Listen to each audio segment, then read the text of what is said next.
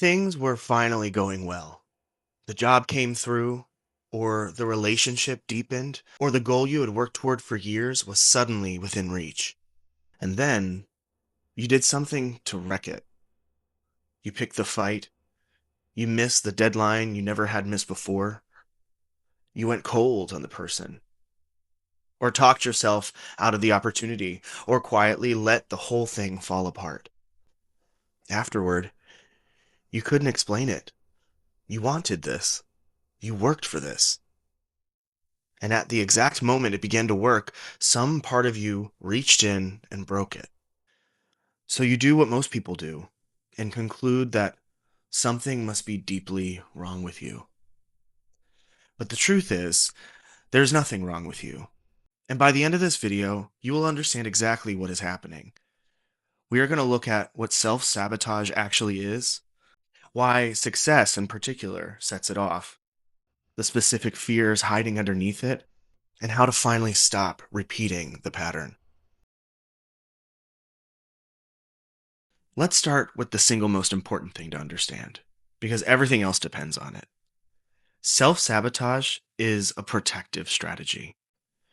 It is something your subconscious is doing on purpose to keep you safe. That sounds backwards, so let me be precise. The behavior that looks self-destructive is, from the inside, a solution.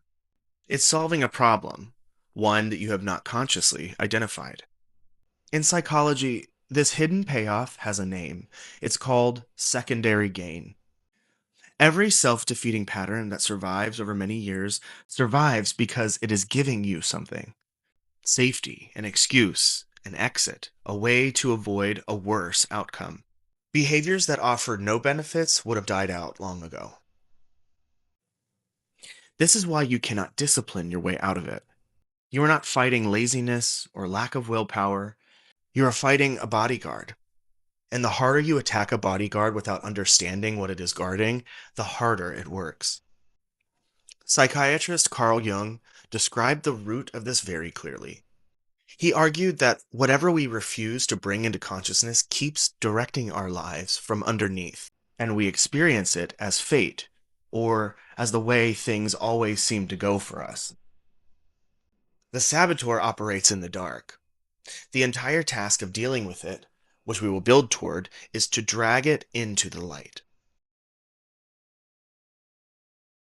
So why does success in particular set this off? Why does the saboteur stay quiet through the hard times, then reach for the controls the moment things start going well?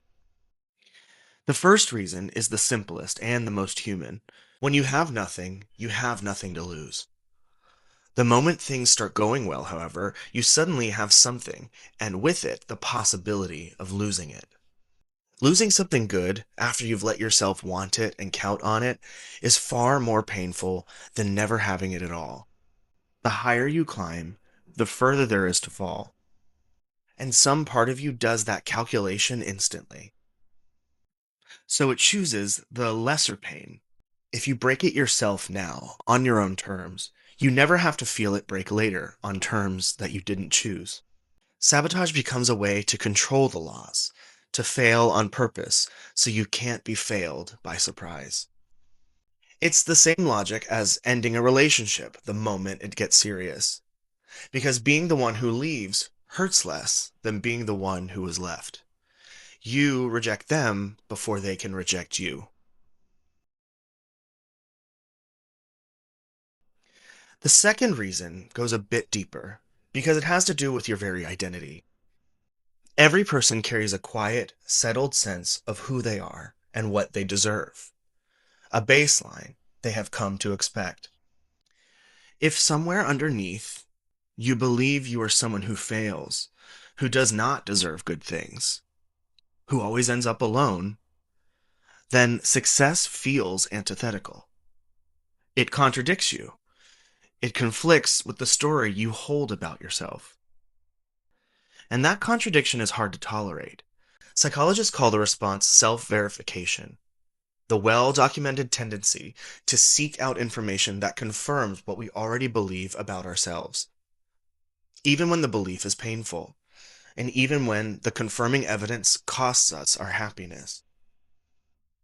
So when your life rises above the boundaries of your self image, you feel a quiet discomfort, and you subconsciously seek to correct it. You bring your circumstances back down to match the picture that you hold of yourself. Some psychologists describe it as an internal thermostat to set a familiar temperature, pulling you back down whenever you drift too far above it. Familiarity feels like safety, even when the familiar thing is failure. A known disappointment is more comfortable than an unknown success, because at least you understand the rules of it. There is one more version of this worth naming, because it catches people who would never expect it. For some, success feels like betrayal. If you grew up among people who struggled, rising above them can feel like leaving them behind, like becoming someone your own family might resent or no longer recognize. And so you stay close to where you started without ever knowing that's what you're doing. A known disappointment runs on rules that you've memorized. An unknown success does not. That is the trade that your protective part keeps making on your behalf. Comfort now in exchange for everything you might have become. If any of this is landing uncomfortably close, just stay with me, because the next part is where we turn this into a strategy you can actually work with. Everything so far points to one conclusion. You cannot defeat a saboteur you cannot see. As long as the pattern operates in the dark, willpower only fights the symptom while the cause keeps on running, untouched. So the work, in Jung's terms, is to make the unconscious conscious, to catch the protective part in the act, and instead of fighting it or obeying it, to ask it a single question. What are you afraid will happen if this actually goes well? Because underneath every act of self sabotage is a prediction, a quiet forecast of disaster that the protective part treats as a certainty. If I succeed, I will be exposed as a fraud. If I let myself love this, it will be taken from me. If I rise, I will lose the people I came from. If I reach the top, I will only have further to fall. These predictions feel like facts, but they're old conclusions usually formed years ago by a younger version of you, one who was genuinely trying to make sense of something painful. The protection made sense then. The question is whether it still does.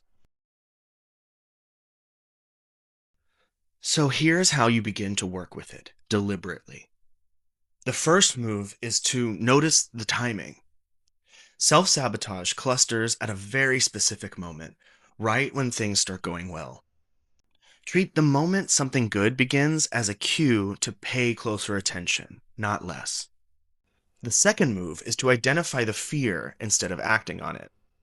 When you feel the familiar pull to pick the fight or walk away or let it slip, stop and ask the question directly.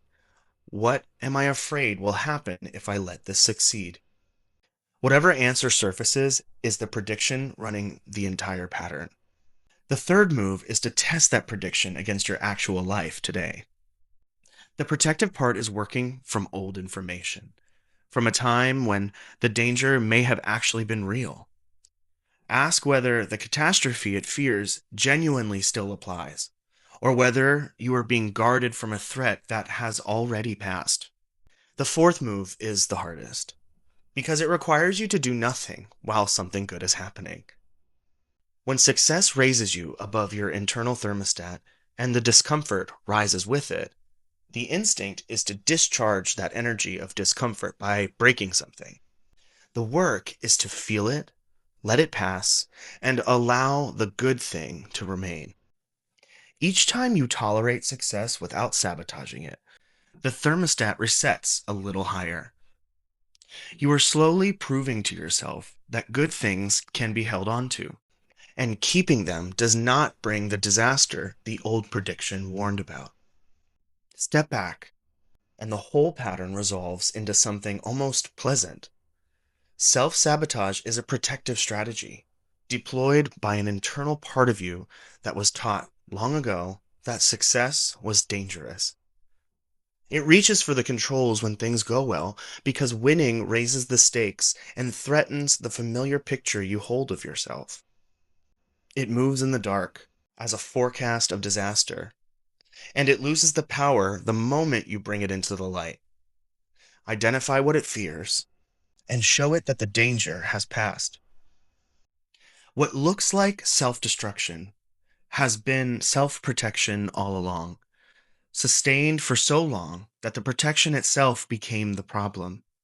And the moment you understand what it's been trying to save you from, you are no longer at war with yourself.